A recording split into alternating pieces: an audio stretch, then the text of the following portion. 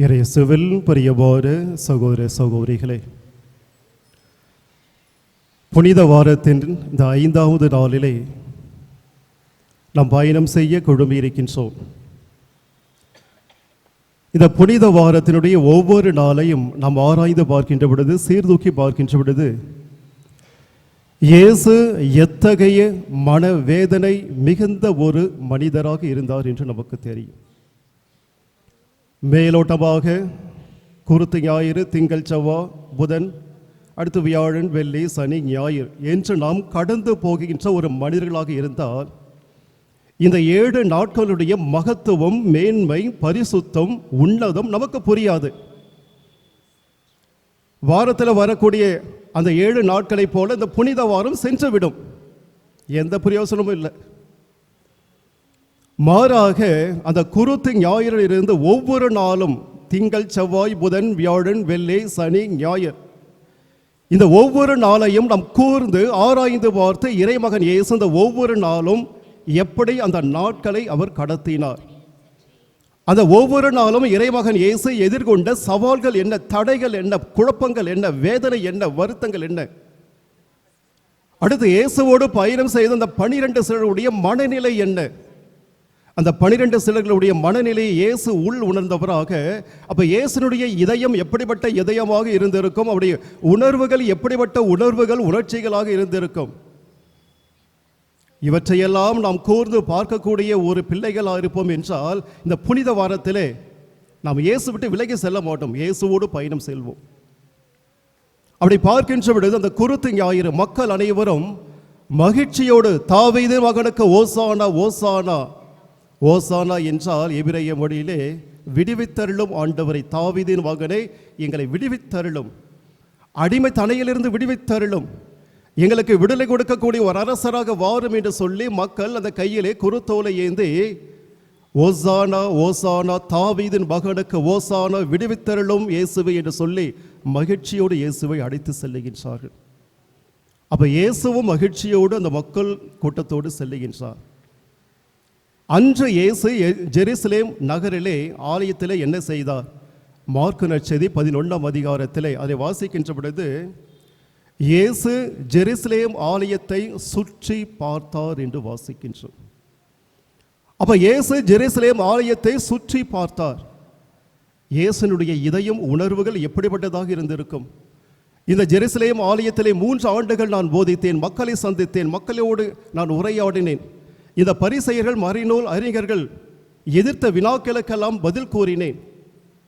அப்ப இயேசு அந்த ஆலயத்தை சுற்றி பார்க்கின்ற பொழுது, இன்னும் சில நாட்கள் மட்டும்தான் நான் உயிரோடு இருப்பேன், அடுத்து இந்த ஆலயத்திலே உடலோடு என்னால் இருக்க முடியாது, இந்த மனிதர்களோடு பேச முடியுமா, இந்த மனிதர்களோடு தர்க்கம் செய்ய முடியுமா, விவாதம் செய்ய முடியுமா? செய்ய முடியாது. அப்ப இயேசு ஞாயிற்றுக்கிழமை குருத்தோலை ஏந்தி அந்த ஜெருசலேம் ஆலயத்தை சுற்றி பார்க்கின்றார். மாலை வேளையானதும் கீழே இறங்கி வருகின்ற பெத்தானியாவுக்கு. பெத்தானியாவிலே லாசர், மார்த்தா, மரியாவுடைய வீட்டில் தங்குகிறார். அப்பொழுதுதான் மரியா என்ன செய்கின்றார்? விலைமிக்க நறுமண தைலத்தை இயேசுவின் காலில் ஊற்றி தன் கூந்தலால் துடைக்கின்றார். அப்பொழுது யூதாஸ் காரியத்தினுடைய எண்ணம், இதை ஏன் வேஸ்ட் பண்றீங்க, 300 தெனாரியத்திற்கு விற்று ஏழைகளுக்கு கொடுத்து இருக்கலாமே, என்ன ஒரு அக்கறை யூதாசுக்கு. மரியா இயேசு மீது வைத்த அந்த அழகான பரிசுத்தமான அன்பை வெளிப்படுத்துகின்றார். அந்த இயேசுனுடைய அன்புக்கு முன்பாக 300 தெனாரியம் என்ன, இயேசுவுக்கு முன்பாக எவையும் ஈடாக முடியாது. பவுலடியார் கூறியது போல, இயேசு கிறிஸ்துவை ஆதாயமாக்கி கொள்ள நான் அனைத்தையும் குப்பை என கருதுகின்றேன். என் படிப்பு இயேசுவுக்கு முன்பாக ஒன்றும் இல்லை, எனது சட்ட அறிவு இயேசுவுக்கு முன்பாக ஒன்றும் இல்லை, அந்த மக்கள் மத்தியில் எனது சமூகம், அந்தஸ்து இயேசுவுக்கு முன்பாக ஒன்றும் இல்லை, எல்லாம் குப்பை. அப்ப மரியா என்ன செய்கின்றார்? அது 300 தெனாரியமாக இருக்கலாம், 1000 தெனாரியமாக இருக்கலாம், இயேசுவுக்கு முன்பாக எல்லாம் ஒன்றும் இல்லை. அப்ப மரியா தனது கள்ளம் கபடமற்ற புனிதமான அன்பை இயேசு மீது அவர் காட்டுகின்றார். ஆனால் யூதாஸ் காரியத்தை என்ன பார்க்கிறான்? அவனுடைய பார்வை குறு என்ற பார்வை, அவனது எண்ணங்கள் தவறான எண்ணங்கள். அந்த மரியாவுடைய அந்த பாசத்தை, அந்த புரிதலை இவன் பணத்தோடு ஒப்பிட்டு பார்க்கின்றான்.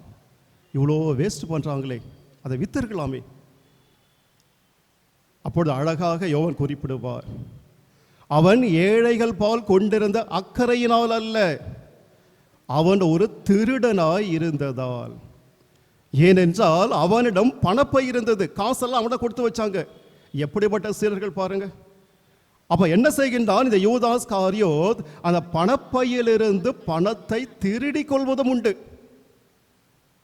11 பேருக்கு தெரியாது, ஆனால் இயேசுவுக்கு எல்லாம் தெரியும். தெரிந்தும் அமைதியா இருக்கிறார். அப்ப மரியா அவருடைய பார்வை இயேசுவின் மீது கள்ளம் கமடமற்ற புனிதமான அன்பு. யூதாஸ் காரியோத்தினுடைய பார்வை கெட்ட பார்வை, பணத்தின் மீது இருக்கக்கூடிய பார்வை. இது ஞாயிற்றுக்கிழமை. அடுத்த நாள் திங்கட்கிழமை இறைமகன் இயேசு 12 திருத்தூதரோடு அவர் ஜெருசலேமுக்கு செல்லுகின்றார். அவ்வாறு செல்லுகின்ற பொழுது இயேசுவுக்கு பசி எடுத்தது. அருகிலே அத்திமரத்தை பார்க்கின்றார். கிட்ட போறார், பழம் பார்க்கின்றார், இலைகள் மட்டும் இருக்கு, பசுமையாக பழம் இல்லை. சபிக்கின்றார், இனிமேல் உனது மரத்திலிருந்து யாரும் பழத்தை உண்ண மாட்டார்கள். அவர் ஜெருசலேம் செல்லுகின்றார், அங்கே போதிக்கின்றார். திங்கக்கிழமை ஈவினிங் மாலை திரும்பவும் கீழே பெத்தானியா வருகின்றார். லாசர் மார்த்தா மரியா வீட்டு தங்குகிறார். அடுத்த நாள் செவ்வாய்க்கிழமை மீண்டும் சிலர்களோடு அவர் ஜெருசலேம் நோக்கி செல்ல இருக்கின்றார். அவ்வாறு செல்லுகின்ற பொழுது இந்த சீடர்கள் அத்திமரத்தை பார்க்கின்றார்கள். அத்திமரத்தை பார்த்தவுடனே சீடர்கள் இயேசுவை பார்த்து சொல்லுகின்றார், ரபி, இந்த அத்திமரத்தை பாருங்க, இவை மேலிருந்து கீழ் வரை இவையெல்லாம் காய்ந்து போய் இருக்கிறது. அப்ப இயேசு சொல்லுகின்றார், கடுகளவு உங்களுக்கு நம்பிக்கை இருந்தால் இந்த மலையை பார்த்து பெயர்ந்து போய் கடலில் விடு என்று சொன்னால் விடும். அப்ப இறைமகன் இயேசு அந்த பகுதியை சொன்ன நேரம் காலம் செவ்வாய்க்கிழமை, புனித செவ்வாய்க்கிழமை. அந்த காலை வேளையிலே செல்லுகின்றார், அங்கு இறைவார்த்தை போதிக்கின்றார். மாலை திரும்பி வருகின்றார். மீண்டும் பெத்தானியில் லாசர் மார்த்தா மரியா வீட்டில் இருக்கின்றார். புதன்கிழமை சிலர்களூர் செல்லுகின்றார், அங்கு போதிக்கின்றார், திரும்ப வருகின்றார். இப்பொழுது லாசர் மார்த்தா மரியாவுடைய வீட்டுக்கு செல்லவில்லை, தொழுநோயிலிருந்து குணப்படுத்தப்பட்ட சீமோனுடைய வீட்டுக்கு செல்லுகின்றார். சில வரலாற்று அறிஞர் குறிப்பிடுகின்றார்கள், இயேசு அந்த புதன்கிழமை பேசவே இல்லை, அமைதியாக இருந்தார் என்று சொல்லுகின்றார்.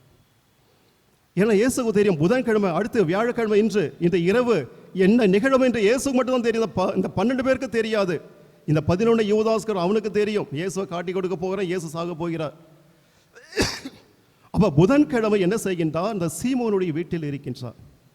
அப்ப இயேசுனுடைய மனநிலை எப்படி இருந்திருக்கும்? இன்னும் ஒரு நாள் நான் சாக போகின்றேன். இந்த மக்கள் தனக்கு கொடுக்கக்கூடிய அந்த வேதனை, அவமானம், சிலுவை மரம், தலையிலே சூடப்பட முன்மூளை, ரத்தம், அரைகுறை ஆடைகளோடு ஜெருசலேம் நகர் செல்லக்கூடிய அந்த நிலை எல்லாம் இயேசுவுக்கு தெரியும். அப்ப புதன்கிழமை நேற்று இயேசு பேசவே இல்லை, அமைதியாக இருந்தார். மீண்டும் வியாழக்கிழமை காலையில் இன்று காலை ஜெருசலேம் போகின்றார். அவர் கீழே வரலை. 4 நாட்கள் பெத்தானியாவில் தான் கீழே மேலே போய் இறங்கி வந்தார். புதன்கிழமை வியாழக்கிழமை காலையில் போகிறார். அங்கே ஜெருசலேமில் சொல்றார், இங்கேயே எனக்கு இடம் ஏற்பாடு செய்யுங்கள். ஒரு ஆண் குடத்தும் நிறைய நீர் சுமந்து கொண்டு வருவான், அவன் பின்னே செல்லுங்கள். சில நேரங்களிலே சந்தேகங்கள் எழலாம், ஆண்கள் நீரை சுமப்பார்களா, பெண்கள் தான் நீரை சுமந்து கொண்டு வருவார்கள் தலையிலே அல்லது இடுப்பிலே. ஆனால் இறைமகன் இயேசு கொடுக்கக்கூடிய அந்த அறிகுறி, ஒரு ஆண் நீரை சுமந்து கொண்டு வருவான். ஒருவேளை ஒரு பெண் நீரை சுமந்து கொண்டு வருவார் என்று கூறியிருந்தால் சீடர்கள் அலகழிக்கப்பட்டு இருப்பார்கள். எல்லாம் நீரை சுமந்து கொண்டு செல்வார்கள், யார் என்று தெரியாது. அப்ப இயேசுனுடைய அந்த அன்பு பாருங்க, தன்னுடைய சீடர் அலகழிக்கப்படக்கூடாது. எனவே சீடர்கள் உடனடியாக கண்டுபிடிக்கக்கூடிய ஒரு அறிகுறியை கொடுக்கின்றார். ஒரு ஆண் குடத்திலே நீரை சுமந்து கொண்டு வருவான், அவனோடு பின் செல்லுங்கள். அவன் இருக்கிற வீட்டை சென்று, போதகர் உங்கள் வீட்டில் இன்று இரவு விருந்து அவர் ஏற்பாடு செய்ய வேண்டும் கேட்கின்றார்.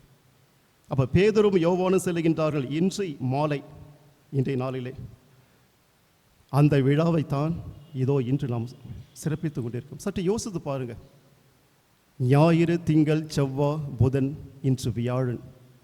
மாலை அந்த வீட்டிலே மேல் மாடியிலே அந்த இரவு விருந்துக்காக ஏற்பாடு செய்யப்பட்டு இருக்கிறது.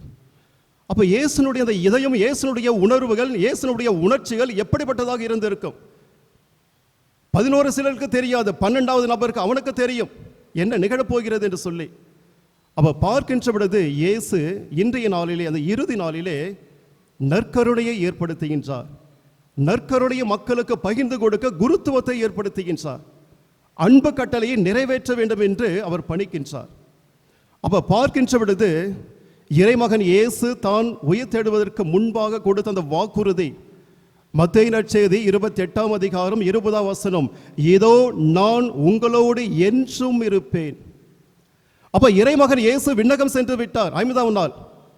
அப்ப இயேசு கொடுத்த வாக்குறுதி என்ன? இதோ நான் உங்களோடு இருப்பேன். 28:20. எப்படி இயேசு நம்மோடு இருப்பார், என்னோடு இருப்பார்? திருப்பலி வழியாக, திருவிருந்து வழியாக.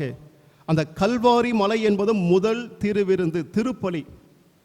அதனுடைய தொடர்ச்சியாகத்தான் ஒவ்வொரு நாளும் உலகத்திலே எங்கெல்லாம் திருப்பலி நிறைவேற்றப்படுகின்றதோ அங்கெல்லாம் இயேசுனுடைய அந்த திருப்பலி, அந்த கல்வாரி பலியானது நிறைவேற்றப்பட்டு கொண்டே இருக்கிறது. அப்போ ஒவ்வொரு கத்தோலிக்க கிறிஸ்தவரும் அந்த திருப்பலியிலே பங்கெடுத்து தகுதியான விதத்திலே அந்த இயேசுனுடைய திரு உடலையும் திரு இரத்தத்தையும் நாம் உட்கொள்கின்ற பொழுது யார் என்னோடு இருக்கின்றார், யார் நம்மோடு இருக்கின்றார்? இறைமகன் இயேசு, அவர் என்னோடு இருக்கின்றார். குறிப்பாக இன்னும் நம்ம ஆழமாக அறிந்து கொள்ள வேண்டும் என்றால் யோவான் நற்செய்தி 6ஆம் அதிகாரம் 51 முதல் 58 வரை, அதிலே இறைமகன் இயேசு மிக அழகாக சொல்ல, பல நேரங்களில் இந்த பகுதியை நாம் அறிந்து கொள்வதில்லை, வாசித்தாலும் அதை தியானிப்பதில்லை.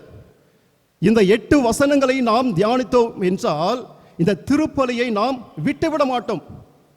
அல்லது எனக்கு நேரம் இல்லை, எனக்கு வேலை பளு, பிள்ளைகளை கவனித்துக் கொள்ள வேண்டும், நண்பனை சந்திக்க வேண்டும் என்று சொல்லி அந்த திருப்பலியில் இருந்து நாம் விலகி செல்ல மாட்டோம். ஆனால் பல நேரங்களிலே விவிலியத்தை நாம் படிப்பதில்லை, படிக்கக்கூடிய விவிலியத்தினுடைய உள் அர்த்தங்களை புரிந்து கொள்வதில்லை.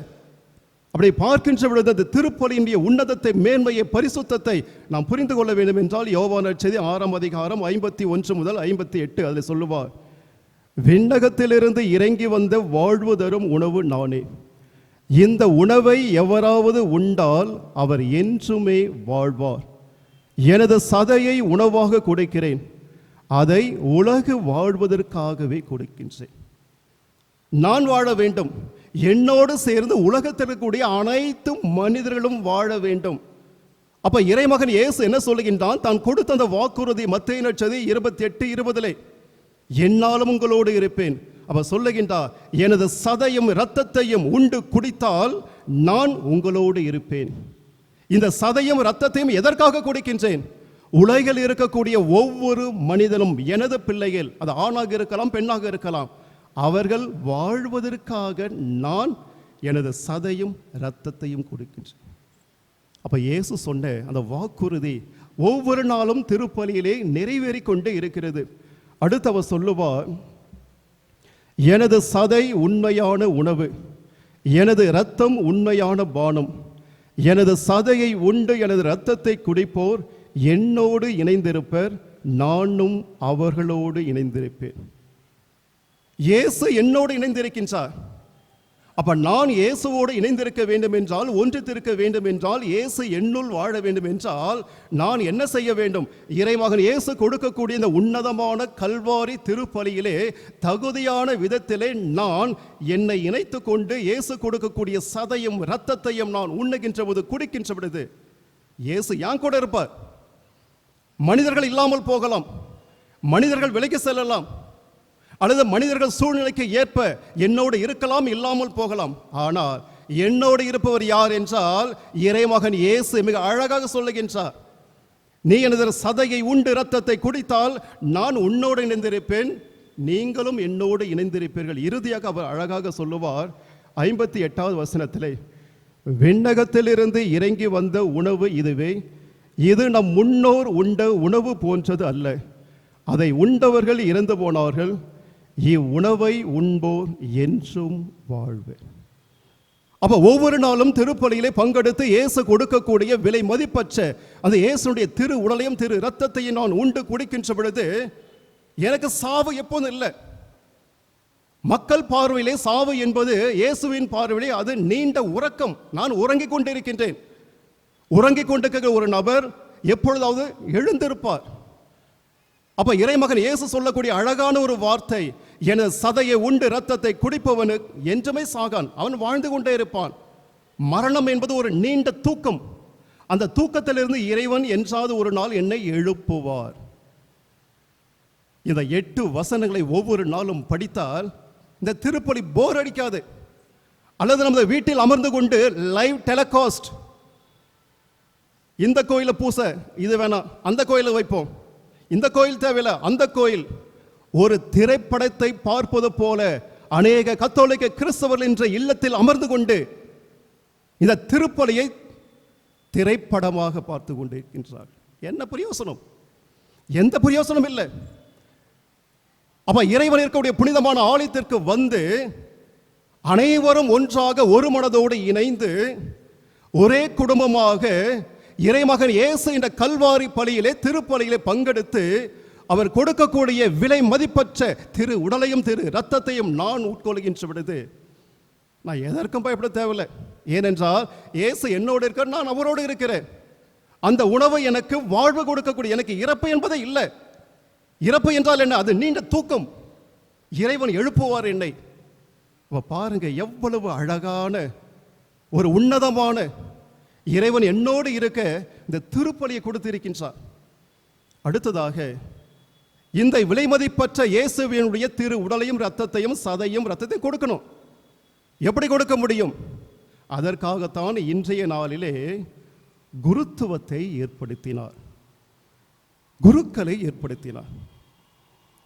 குருக்கள் இல்லை என்றால் நற்கருணை இல்லை, நற்கருணை இல்லை என்றால் குருக்கள் இல்லை. அப்ப ஒவ்வொருடைய குருவினுடைய வாழ்விலே இந்த நற்கருணையானது இரண்டரை கலந்து இருக்கிறது. அப்ப பார்க்கின்ற பொழுது இறைமகன் இயேசு தான் கொடுத்த அந்த வாக்குறுதியை இறுதி வரை நிறைவேற்ற வேண்டும். விலை மதிப்பற்ற தனது ரத்தத்தையும் சதையும் கொடுக்க வேண்டும், வாழ்வு கொடுக்க, உணவு கொடுக்கணும். அப்ப என்ன செய்ய வேண்டும்? அதை கொடுப்பதற்காக குருத்துவத்தை, குருக்களை ஏற்படுத்தினார்.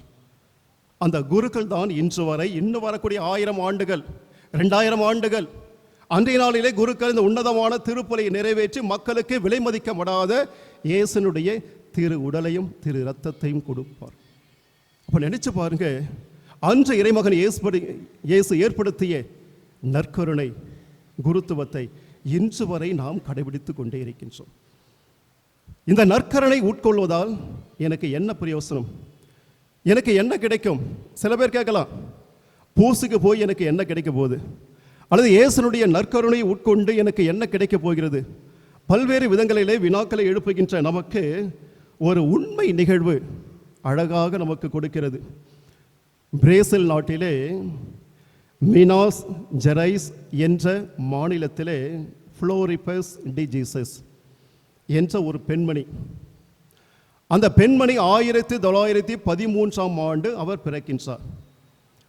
அவரது 16வது வயதிலே சிறு பிள்ளைகளை போல மரத்தில் ஏறுகிறார். மரத்தில் ஏறி தவறி மரத்தின் கீழே விழுகின்றார். கீழே விழுந்து விட்டார். விழுந்து விட்ட உடனே அவருக்கு ஏற்பட்ட பாதிப்பு என்ன தெரியுமா?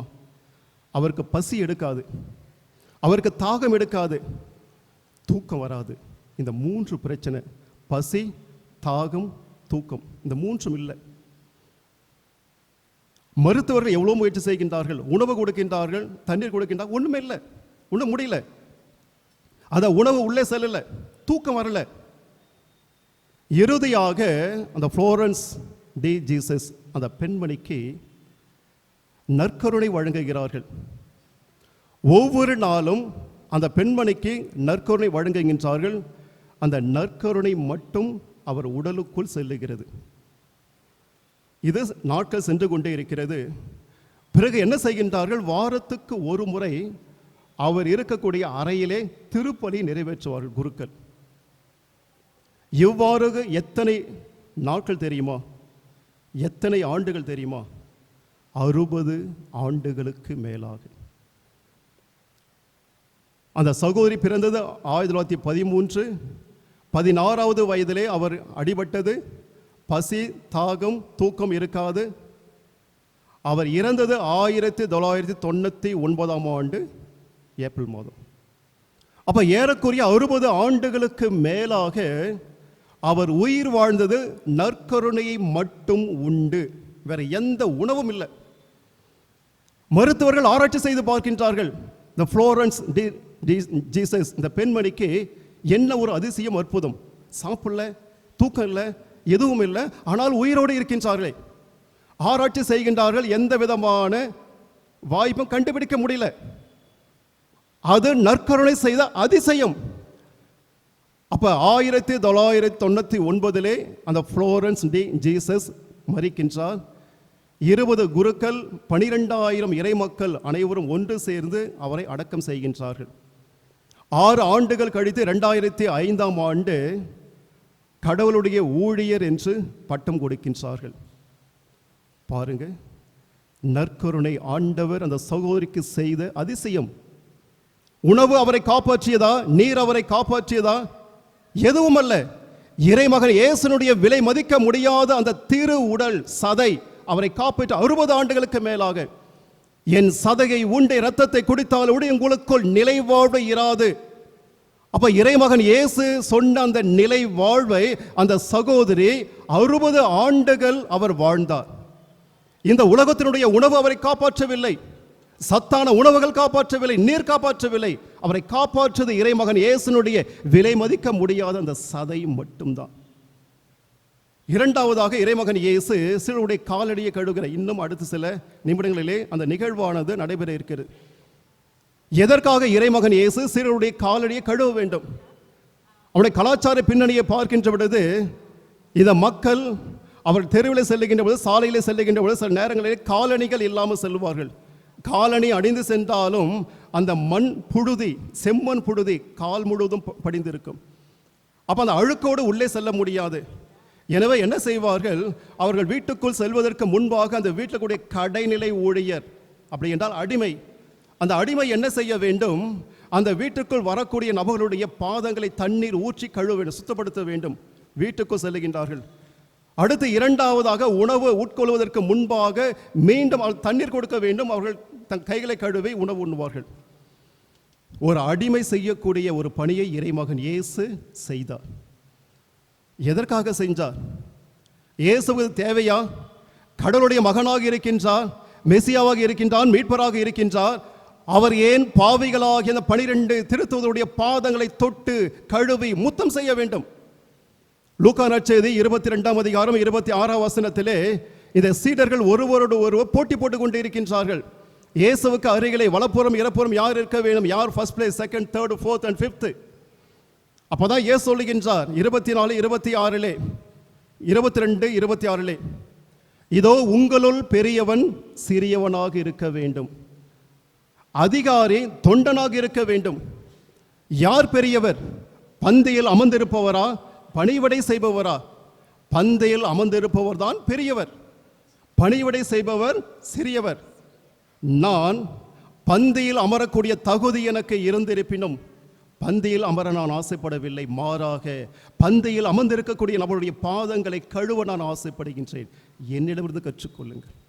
அப்ப இறைமகன் இயேசு அந்த அதிகார சிந்தனையோடு இருந்த 12 திருத்தூதர்களுக்கு தனது செயலின் மூலமாக பாடம் கற்பிக்கின்றார். இப்பொழுது நீங்கள் பேசுவீர்களா, என் பக்கம் வலப்புறம் இடப்புறம் யார் அமர வேண்டும், ஃபர்ஸ்ட், செகண்ட், தேர்ட் பிளேஸ் யார் இருக்க வேண்டும் என்று நீங்கள் பேசுவீர்களா? பேசக்காதுக்கு. உங்களுள் பெரியவனாக இருக்க விரும்புவன் பணியாளனாக இருக்க என்னை போல இருக்கட்டும்.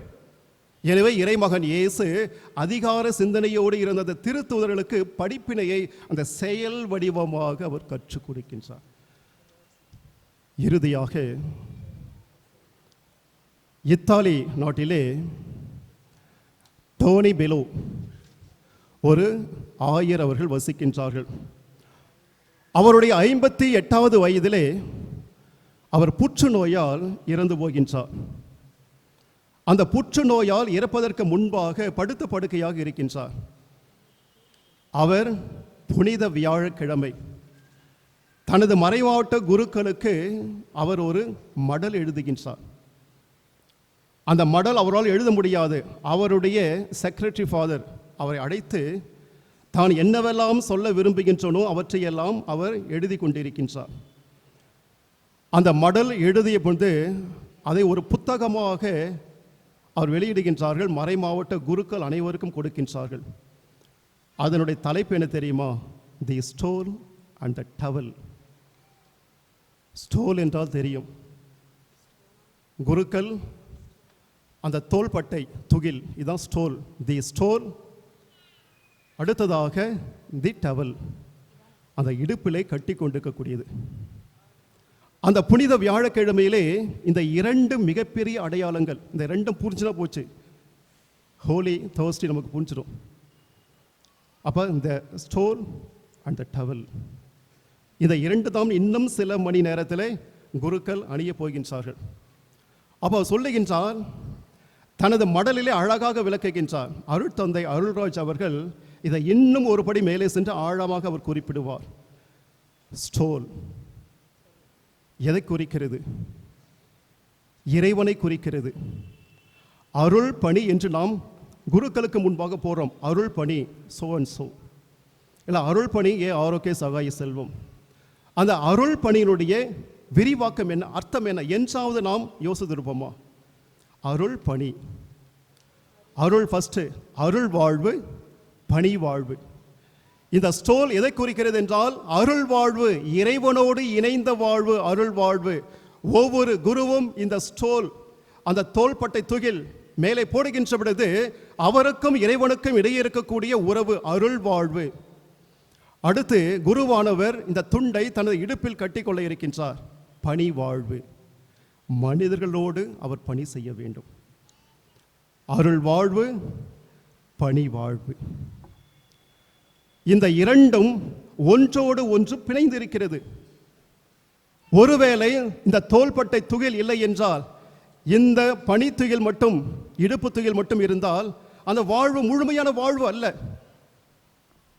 ஒருவேளை இந்த துகில், இந்த இடுப்பு துகில் இல்லை என்றால் அதுவும் இல்லை, முழுமை பெறாது.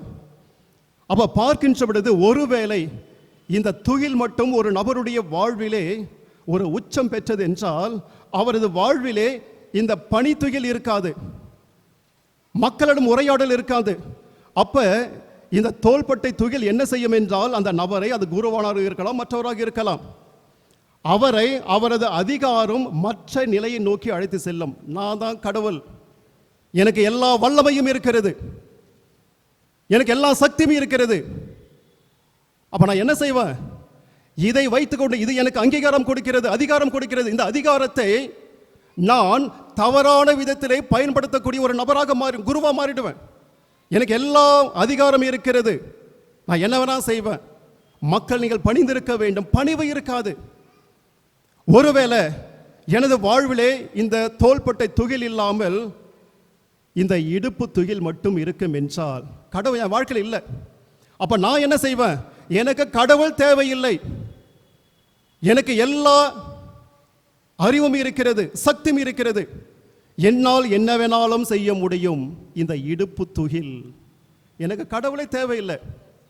அப்ப நினைச்சு பாருங்க, இது மட்டும் தோள்பட்டை துகில் மட்டும் இருந்தால் நான் கடவுளுக்கு இணையானவன், எனக்கு எல்லா சக்தியும் இருக்குது, நான் என்ன வேணா செய்வேன், நோயை குணப்படுத்துவேன். இது மட்டும் இருந்தால் எனக்கு கடவுள் தேவையில்லை. நான் என்னை மையப்படுத்துவேன், நான் நான் நான் நான் நான் ஆரோக்கிய சகாய செல்வன், என்னால் முடியும், எனக்கு கடவுள் தேவையில்லை. அப்ப பார்க்கின்ற பொழுது குருவானுடைய வாழ்வா இருக்கலாம், மற்றொடைய வாழ்வா இருக்கலாம், இந்த இரண்டும் இணைந்து செய்ய வேண்டும். ஒரு பக்கம் அருள் வாழ்வு, ஒரு பக்கம் பணி வாழ்வு, ஒரு பக்கம் இறைவன், ஒரு பக்கம் மனிதர்கள். இந்த இரண்டும் இணைந்து நாம் செய்வோம் என்றால் நம் வாழ்வு எப்பொழுதும் உயர்வாக இருக்கும். எனவே இயேசுவில் பிரியமான சகோதர சகோதரிகளே, இதோ நமது வாழ்விலே இறைவனை தவிர்த்து நம் சொந்த பலத்தில் வாழ்ந்த தருணங்களுக்காக மனவருந்துவோம்.